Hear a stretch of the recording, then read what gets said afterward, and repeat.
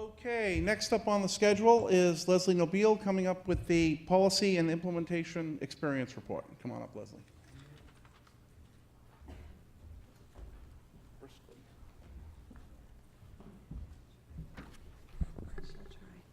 good. Thanks.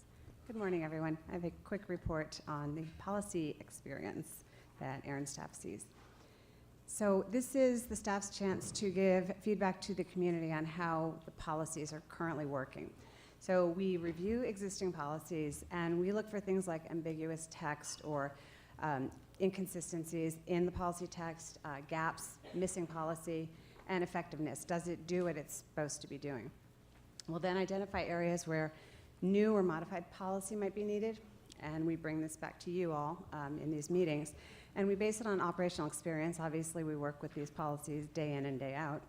And base it on customer feedback. Customers provide us a lot of feedback on how policies are working for them or not working for them. And then we'll provide this feedback here in this forum. And we'll make recommendations when appropriate. So we looked at we looked at 2 existing policies and 1 non-existent policy that may be needed. So the first one is initial allocations to LIRs in IPv6. The second one is fulfilling unmet needs, and that is via the waiting list. And the policy that does not exist is temporary assignment policy, and we'll talk about each of these a little bit. So NRPM 6.5.2, initial allocation in IPv6 to LIRs. The significant portion of the policy text is this. In no case shall an LIR receive smaller than a /32 unless they specifically request a /36. Surprisingly enough, about 25% of all of the IPv6 allocations that ARIN issues are /36. So a full 1/4 are going to these very, very small ISPs. So we'll start with a question, and then I'll explain a little bit about what the situation is. Should the IPv6 ISP policy move the minimum allocation size from a /36 to a /40 in order to accommodate very small ISPs who might fit into the extra small category for IPv6? Right now, the minimum allocation size is a /36 for ISPs, but the extra small category for fee category starts at a /40 and smaller. So there is no equivalent category with IPv4 and IPv6. So we see ISPs with /22s or less of IPv4 space coming to us, and they are currently billed as XX small on the fee schedule.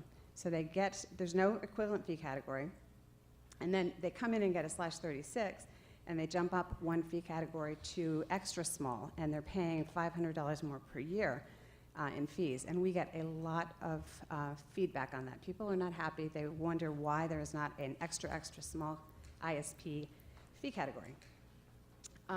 So this could be a policy fix, or it could be perhaps a fee schedule fix. Another option would be the realignment of the IPv6 fee schedule to maybe move extra small category to a /36, which is what most of our smallest ISPs are getting right now.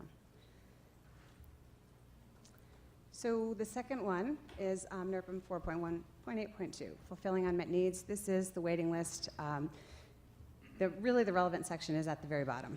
I think you all know when ARIN runs out of certain prefix sizes, organizations who qualify for address space can go on a waiting list. They have an option of waiting for the space to come back, somehow maybe it gets returned, or they can take a smaller allocation or assignment.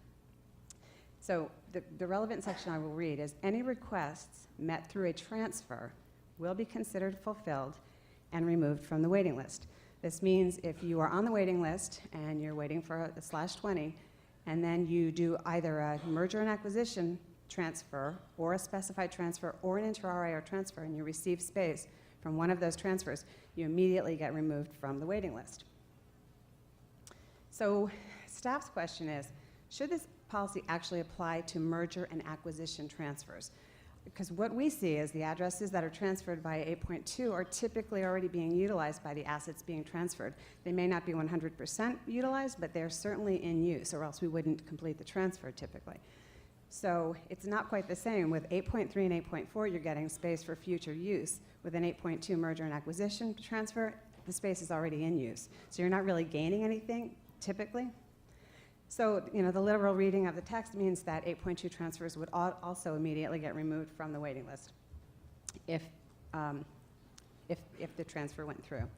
So if this is not the desired outcome, we believe a policy proposal to make the text more explicit is needed. And then the non-policy, the question.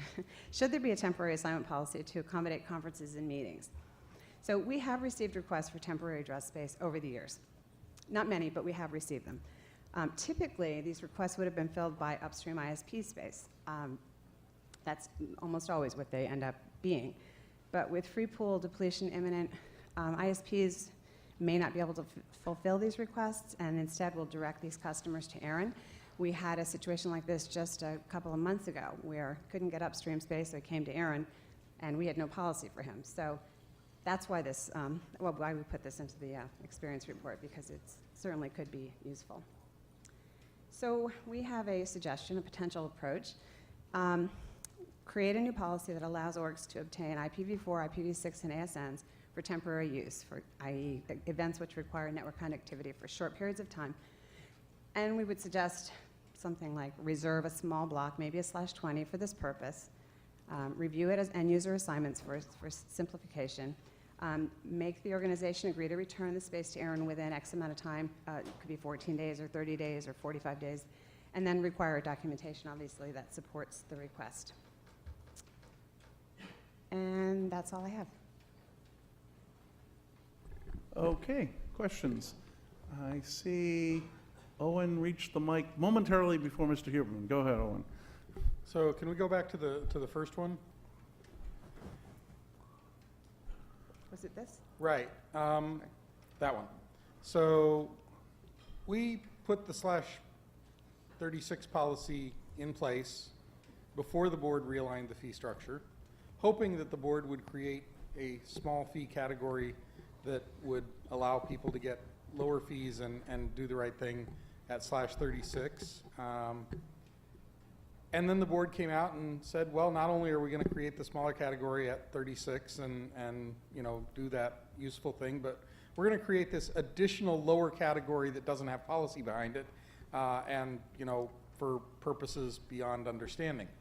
I don't think the right thing is for policy to keep chasing whatever random thing the board does to the fee structure.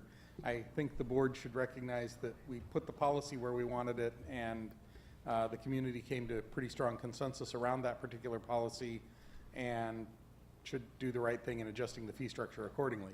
Okay. Next one. I just want to comment on that one thing. Tomorrow there's going to be a fee discussion. There is actually a document out on the ARIN consult mailing list.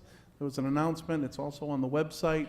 The fee structure review panel has done an assessment of 6 or 7 different structures, one of which includes a realignment of the fee schedule.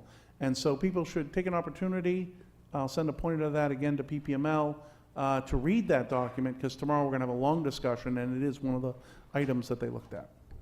Okay, so on this one, I would like to suggest that your literal reading of the text is not actually correct. Any request met through a transfer. So if your 8.2 transfer doesn't include enough free space to meet your request, then no, it wasn't met by that transfer, literal meaning, policy not broken, thank you very much. Next one. I think that's a great idea. And back, Mr. Huberman? So I've either not had... Name and affiliation. Oh, sorry. David Huberman with Microsoft. Good morning, everybody. It must be really early, and I haven't had my coffee because I agreed with everything Owen said. Can you go to the first one, please? I'm going to be a little bit of a jerk for just a moment, but it's because I care. This is the 4th time I can remember this coming up with requests from the community through RSD to the board to stop screwing up the fee schedule for small networks, for small organizations, for IPv6. It is continuing to inhibit IPv6 registrations. So to the board, I would ask, please get your stuff together. Stop screwing around with the fee model in such a way that you're disincentivizing very small organizations from getting IPv6, please. There's several ways to adjust that, so we're going to need to talk about that in the fee structure tomorrow so we know which way the community wants. Yeah. On the second one, so I agree with Owen. I didn't understand it. I was going to ask Leslie to re-explain it, maybe in different terms or simpler terms. I don't understand the problem. So you're a small organization, you need a /19, which you qualify for. There's no /19s in the free pool. You put yourself on the waiting list for a 19. Can you explain what happens there that you're concerned about, please? I didn't understand. So if you then come in and do a merger and acquisition So what did you, transfer, so just an example, what did you buy? You bought a company and what did they have, a 19? they had a 20? /20. Okay, So, although the need wasn't met, I mean, it does, any request met through a transfer will be considered fulfilled and removed. It could be interpreted in a number of ways. I mean, you could say, well, it's met, we're going to remove it. They did get a 20. Yeah, would you consider it? Sorry?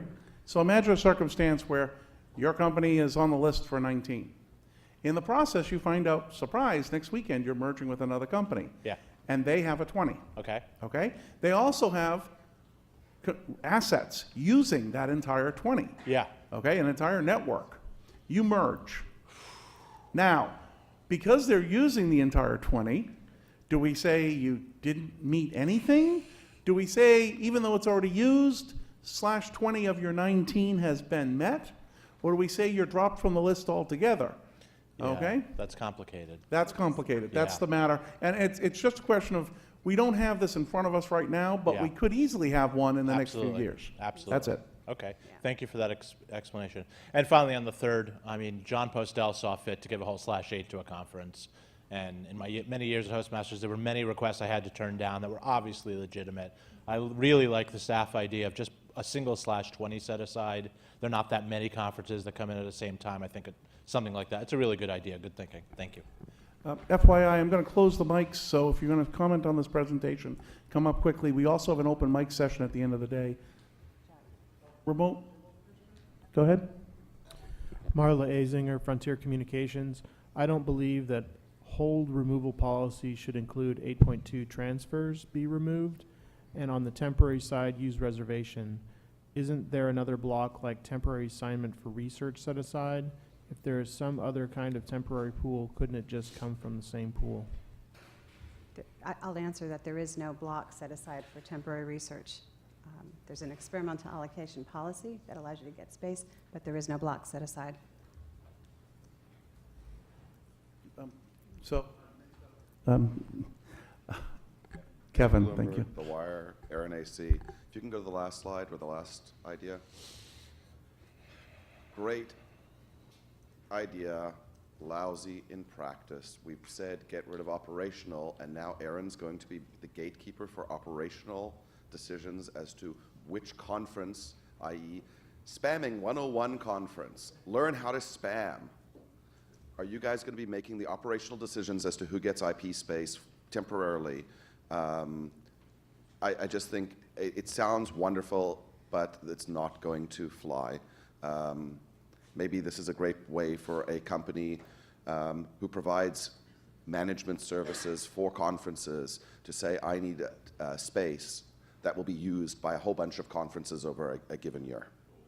Let somebody else deal with it. I think Brendan, you're next. As a company that sometimes manages conferences, I would be glad to do that. Brandon Ross, Network Utility Force. That's not what I stood up here to talk about. I did want to comment on the extra small allocation policy issue. I will not be here tomorrow, so I wanted to make this point today. Sometimes there's question about whether this is a realistic situation for small holders, and it absolutely is. I have several customers that fit into this category, and I just wanted to reinforce that for the community that yes, there are organizations out there that the extra $500 or whatever it is for the larger allocation is a big problem, and that is preventing them from deploying IPv6. Okay, Jason Schiller, Google, ASOAC. Two comments. The first is with respect to the unmet need.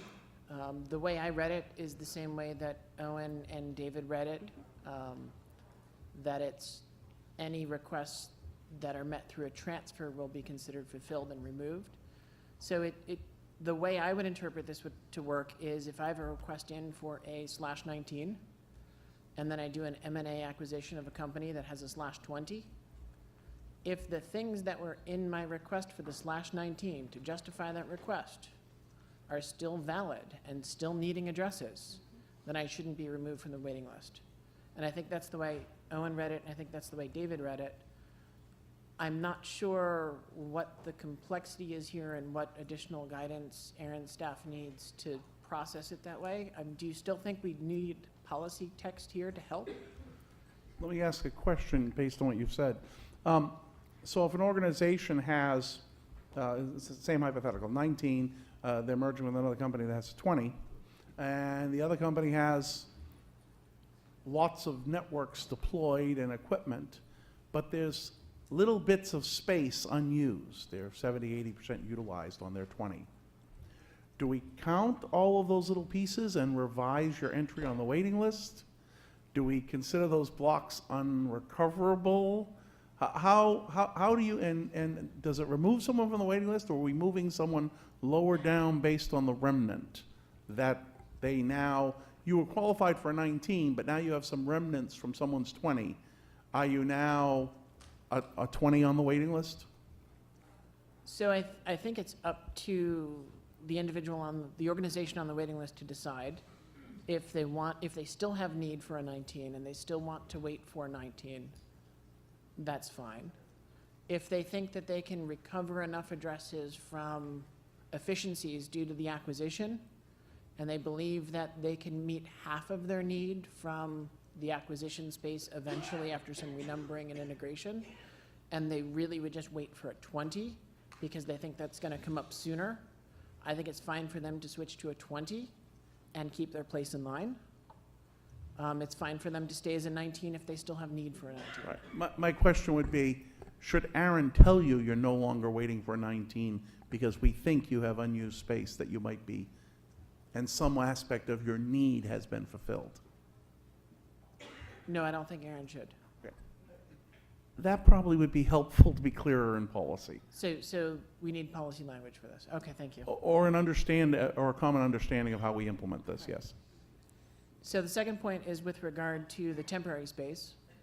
I think it would be helpful to understand how much temporary space ARIN either has been asked for or has allocated or assigned over some window, and how long that space has been in use.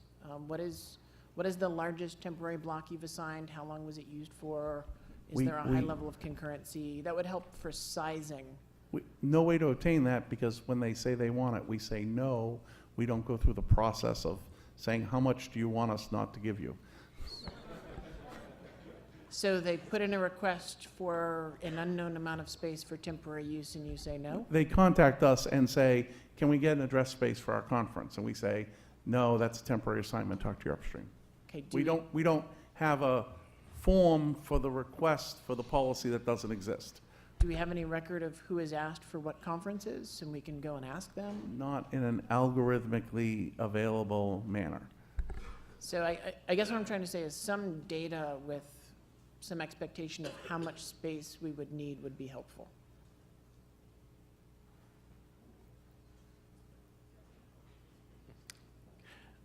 Adam Thompson. Yes, go ahead, Adam. Manitoba Internet Exchange.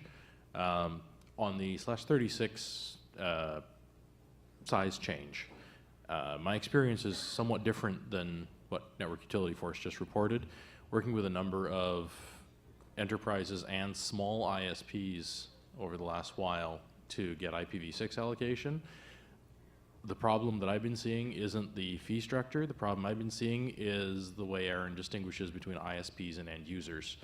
And we've found that in the small ISP, in the small, emphasis on small ISP end of things, the distinction between an ISP and an end user becomes irrelevant from ARIN's policy perspective. So the distinction between the two categories is the impediment to IPv6 deployment, not the fee. Good feedback. All right, I'd like to, oh, wait, Chris? Nice to meet you. You snuck in at the last one, all right? Microphones are closed. Hey, Chris. Chris Grundeman, Internet Society. I think that the temporary assignments to conferences seems like a really great idea, but we also have a ton of addresses they can use. They just need to use IPv6, so shouldn't be a problem. Okay, thank you. Thank you, Leslie.